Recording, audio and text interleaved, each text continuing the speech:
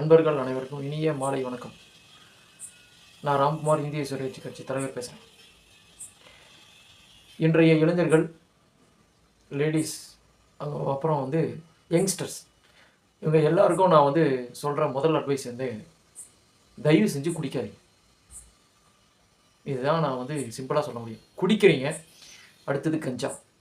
இதுக்கு கவர்மெண்ட்டை குறை சொல்லி ஆகணும். கண்டிப்பாக அதை கவர்மெண்ட் தப்பு. கவர்மெண்ட்டு மதுக்கடை டாஸ்மார்க் பார்க்கு திறந்து வச்சுருக்குது. கஞ்சா எப்படியாவது ஒரு விதத்தில் எல்லாருக்கும் ஒரு வகையில் கண்டிப்பாக கிடச்சிருது. இதெல்லாம் அரசாங்கத்தோட மிகப்பெரிய குறைகள், ஓட்டைகள், சமூக குற்றங்கள்.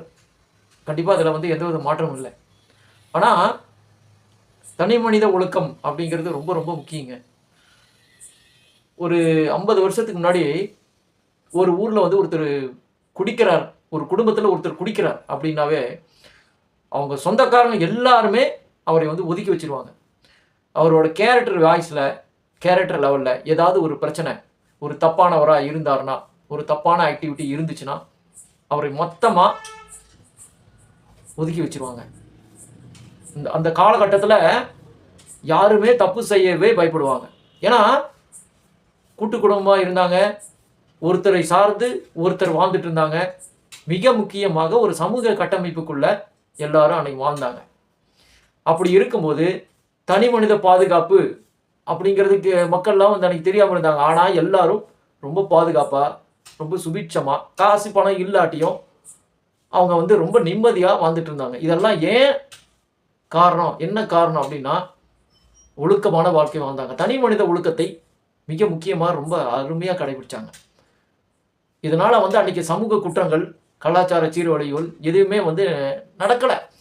அதெல்லாம் முழுக்க அது ஒரு வேற உலகம் அப்படிங்கிறத நினச்சாங்க.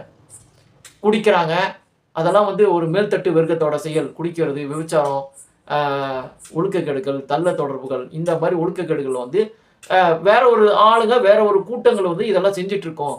இதெல்லாம் நமக்கு இதுக்கும் சம்பந்தமே இல்லை அப்படிங்கிற ஒரு எண்ணத்தோடு வாழ்ந்தவங்க தான் இந்த சமூகத்தில் ரொம்ப ரொம்ப ஜாஸ்தி.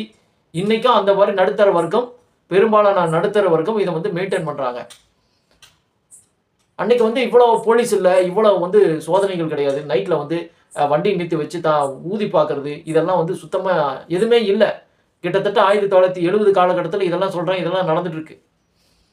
இதெல்லாம் ஏன் சொல்கிறேன்னா, தனி மனித ஒழுக்கங்கள் அன்றைக்கி ரொம்ப பக்காவாக இருந்தது. அதை பற்றி அவங்களுக்கு பயம் இருந்தது. அந்த ஒழுக்கம் கெட்டுருவோமோ, ஒழுக்கம் கெட்டுட்டா நம்மளை யாருமே மதிக்க மாட்டாங்களே, நம்மளை யாருமே சேர்த்திக்க மாட்டாங்க, நம்ம குடும்பமே நம்மளை விலக்கி வச்சிரும்